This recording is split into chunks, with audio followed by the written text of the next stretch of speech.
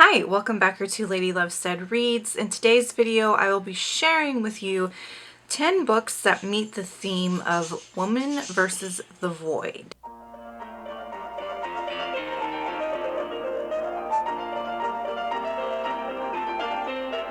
Earlier this year, a bookstagrammer called Litfic Vibes posted a post called such and such number of books about women versus the void.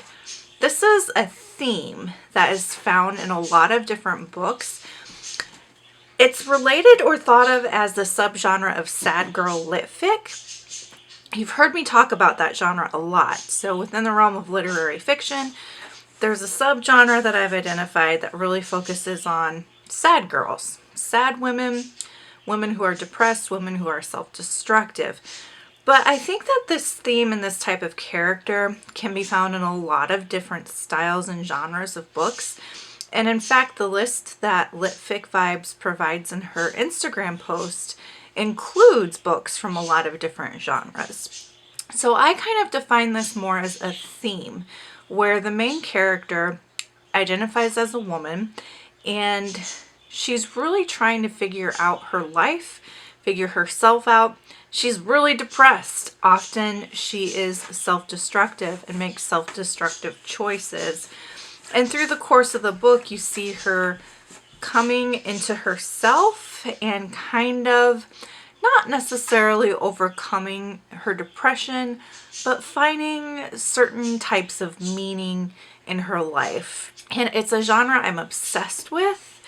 Being someone who struggles with depression, I really identify a lot of times with these kinds of characters.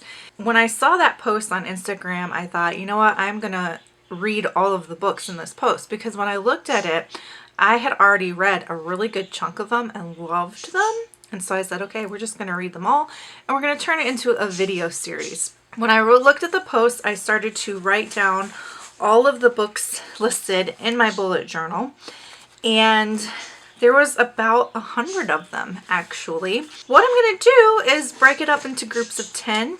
So each video will cover 10 books from this list posted by Litfic Vibes. I assumed that the person posting was a woman. I apologize if that's not how you identify. So I will call them they from now on until I know for sure. I've highlighted the books that I read in my journal and noted the ratings, so on and so forth. So I'm going to do 10 books per video till I get through all 100 of these. But then I'm going to continue on because there's more than these 100 out there that have this kind of character in it. So I'll continue adding. Oh my gosh. I'm so sorry for that background noise. Pippi was getting settled in her little hidey hole and was being really, really noisy. So I'm sorry if that picked up on camera. As I was saying, I'm going to continue adding to this list of 100. And for every 10 books I read that has this theme in it, I will post a video. So it'll be an ongoing project here because it's not a theme that I'm ever going to get tired of, to be perfectly honest with you. It's something I've loved since I was a child and will probably continue to love. Dark and creepy as that sounds. Let's talk about the first 10 books that I have read from Litfic Vibes post. When I Ran Away by Ilana Bannister. This is about a woman who loses her brother on September 11th. She lives in New York, obviously. I guess that might be obvious. But they live in New York and her brother passes, and the man that she meets on September 11th, she ends up marrying and having a family with him. And this book really addresses the imbalance of the workload in heterosexual relationships, especially when you have children, how men often will not do any of the emotional or cognitive labor, how they often don't do any of the childcare duties. They just work and then expect the wife to take care of everything. And the woman in this story, she is drowning in this work, and he just can't understand like what her deal is. Like, why do you feel stressed? You stay home all day. So it's about her experience with motherhood, her experience with postpartum depression, her experience as a woman in a heterosexual relationship, trying to manage life and that imbalance that happens in there. It talks about moving cultures because she ends up moving from New York to London with her husband. So there's the culture shock element. It also addresses traumatic childbirth. So that basically sums that book up. I really liked it, and I gave this one 4 stars. Luster by Raven Leilani. This is about a woman who, it's been a long time since I read it, but I think that she's an artist. And she's a struggling artist trying to make her way in the world, and ends up falling for this man who's married and moves in with him. And they live as a polyamorous couple, more or less. The man's wife learns about this affair that he's having, and she's kind of okay with it. So then the main character becomes friends with her lover's wife, and the lover and his wife have a daughter who is mixed race. The main character is black. And so she takes on this daughter and kind of mentors her and helps her think through her identity as a black woman and that kind of thing. And it's a very interesting story. Oh my gosh, Pippi. I'm sorry, Pippi is making so much noise. I'm trying to film. The friendship that develops between her and her lover's wife is interesting to kind of break down, and seeing how there are some resentments that form. They're on both sides of the equation. Talks a lot about sexuality and relationships and love and piecing apart those elements of a relationship. I really like this book. I gave it 4 stars. Convenience Store Woman by Sayaka Murata. This is about a woman who is on the autism spectrum. It doesn't overtly say that, but it's heavily implied that she's on the spectrum. She works in a convenience store, and she loves it because she loves how easy it is to predict the routine of the day. She knows exactly what she needs to do in every scenario. She loves it. She thrives at this job. But her family really is on her case, saying, you know, you need to find a better job. You need to find a real job. You need to get married. You need to have children. And just kind of pushes her to be someone she's not. So she ends up going on a little bit of an adventure trying to explore that part of herself, and really ends up just embracing who she is by the end. I loved this book. I thought it was really interesting. The style is pretty unique, and I really like Sayaka Murata's writing in general. She's able to pack a lot of information, a lot of themes, a lot of ideas, a lot of questions into not a lot of writing. Her writing's pretty concise and direct, but it says so very much. And I gave this book 4 stars. Are you sensing a theme here? Most of the books that I read on this list were 4 or 5 stars. Happy Hour by Marlo Granados. I actually read this recently, and I gave it 5 stars. I love this. This is about Issa and her friend. They are immigrants in the United States, and they're undocumented. They also don't have steady jobs. They kind of bum around New York City and have other people pay for things for them. And they're just making their way through life in New York City as these party girls, basically. So they'll go to parties, they network with rich people, they crash on couches of various folks. They do have a little business where they sell like fashion at various street markets. But some major themes in this involve immigration and how scary it is to be an undocumented immigrant in the United States, how difficult it is just to get by day to day. And then other themes include exploring art, the meaning of art, and artists and who artists are and how they live and what it means to live a really meaningful life, and how you do that when you're only 20 something and you're still figuring yourself out and you're figuring out where you fit in the world. Deals a lot with friendship and friendship dynamics and codependency, relationship dynamics. I loved it. I absolutely loved this book, and I'm going to do a reread of it in December of this year, actually. And I gave it 5 stars. I think I said that already.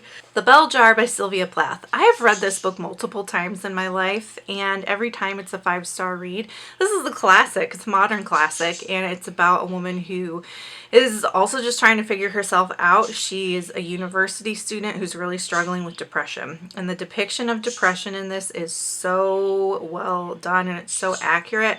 And it takes place in like the 1950s, before there was really good treatment for depression. She ends up at institutions undergoing various kinds of treatment like shock therapy, and it says a lot about mental health at that time in the United States, a lot about women and how women are treated regarding mental health, and how it's different from how men were treated regarding mental health. You know, women are thought to be like hysterical, and it's thought to be connected to just being a woman instead of being a legitimate mental health issue. And it's a really good book. It's a classic for a reason.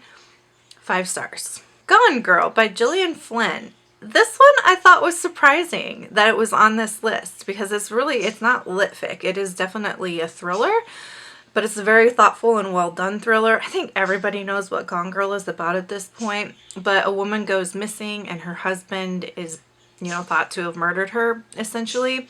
You turn out it's a whole lot more complicated than that. And you get both perspectives. You get the husband's perspective, you get Amy's perspective, who's the wife that goes missing. And you just find out like she is something. She is something else. And it's so dark and it's so twisty. And it really addresses a lot of, you know, patriarchal issues that happen in the United States, and particularly in heterosexual relationships and in the workplace. Overall, it's a really, really good read. It's been a very long time since I read it, but at the time that I read it, I did give it 4 stars. Nightbitch by Rachel Yoder. Okay, this is like one of the few DNFs I think you'll see on this list. And I didn't DNF this book because it was bad. I DNF'd it because there was going to be a really triggering scene that I knew I couldn't handle. So there's a scene of like animal torture and animal cruelty that I just didn't want to deal with. So I DNF'd the book before I got to that scene. But up until then, I was really liking it. This is about a woman who is a new mom, and she thinks she's turning into a dog. And she notices, you know, hair growing in new places and different carnal urges going on. And it really addresses themes of feral femininity. And I loved that. I think it also talks a lot about motherhood. And again, that imbalance of workload between men and women in parenting, and how women freaking do it all. And they're expected to give up their careers to stay at home and take care of kids, and then if they go back to their careers, they're supposed to be able to manage their career and do all of the things at home. And it's just such crap. It's really just such crap that exists, and that's how things are for women. And I'm going off on a rant now, but it's a good book. It is. And I would recommend it if you like this genre and you can handle animal cruelty. I can't. It's like the one trigger I can't deal with. So it was a DNF for me, but again, not because it was a bad book. It's a me issue. Cleopatra and Frankenstein by Coco Malors. This is about a woman who studies art, and she's an artist and struggling with depression. And she meets Frank. Well, she calls him Frankenstein, and he's a lot older than her, and he's like a stockbroker in New York. They both live in New York. She's from London. And they get married. And she marries him very, very young, and he ends up having issues with alcohol, and they both have mental health issues, and it's just a very, very messy relationship. And it's a really good story that, yes, it focuses on Cleopatra and Frankenstein, but it also really goes into a lot of good depth at some of the peripheral characters and their lives and their relationships and their issues. So there's a lot of like snapshots in here of different people and different struggles. And if you love New York City, this is a beautiful, lush New York City story. I really liked it. Gave it 4 stars. We're not surprised. Normal People by Sally Rooney. This is more of like an adult romance, contemporary fiction. And it's set in Ireland, and it's about these 2 people who know each other from like their grade school years, and they have a really toxic relationship. And it addresses a lot of the same issues. I mean, it's the same theme, so you're going to see similar themes across these books, but Essentially, it's like as their life goes on, they keep coming back to each other in these different ways. Connell and Marianne, they keep coming back to each other. They keep finding reasons, or there are reasons why they end up crossing paths again. And, you know, they love each other, but they're just toxic for each other. And so it talks a lot about that relationship. It talks a lot about art again, about writing, about what does art mean and what does writing mean and what does it mean to be successful at these things, and, you know, all of the coming of age stuff and figuring yourself out and figuring out where you fit within relationships. And it's good. It's excellent. I actually like Sally Rooney's Beautiful World, Where Are You? A lot better than I like Normal People, but I give Normal People 4 stars. And then another rare dud was A Woman Eating by Claire Coda. I actually won this book in a giveaway hosted by Jan Agaton, and this is about a vampire, actually. And she's a vampire who is really dependent on her mother to get blood. They bought blood from a butcher, and they survived on like pig's blood and stuff instead of biting actual people. And her mom is in an institution and is no longer to get that blood for her, so she's like starving. And she's also an art student, going to school for art, and just trying to figure out how to feed herself in this situation. She's also very depressed. She's thinking a lot about her mom and how her mom is deteriorating and how there's nothing she can really do to help her. And it was a dud for me. I felt like this story could have done so much that it didn't. And it also tried to do a lot of things that just didn't come together in a cohesive way. Like so many themes are trying to be shoved into this story that it didn't end up working.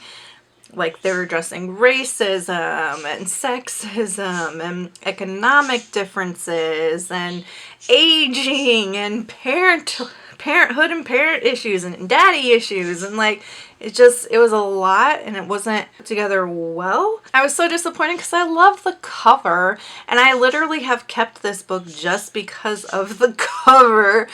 But it was definitely a miss for me in terms of the actual story. And I think it was a miss for quite a few people. I mean, I think that Claire Coda as a writer has a lot of potential, and that maybe this was an editing issue too.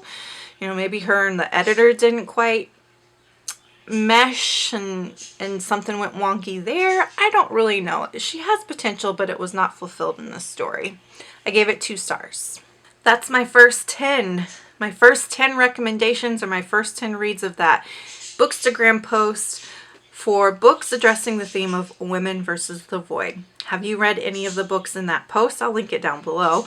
Have you read any other books that you feel like fit this theme or have a character struggling with similar issues? Please leave those recommendations down below. And if you just want to let me know that you're here, go ahead and leave me the emoji where the smiley face is going. And until next time, make sure that you continue to read good books, drink good coffee, take care of yourselves and each other. Bye!